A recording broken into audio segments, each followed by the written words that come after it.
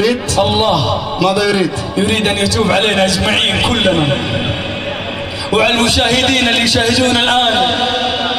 والله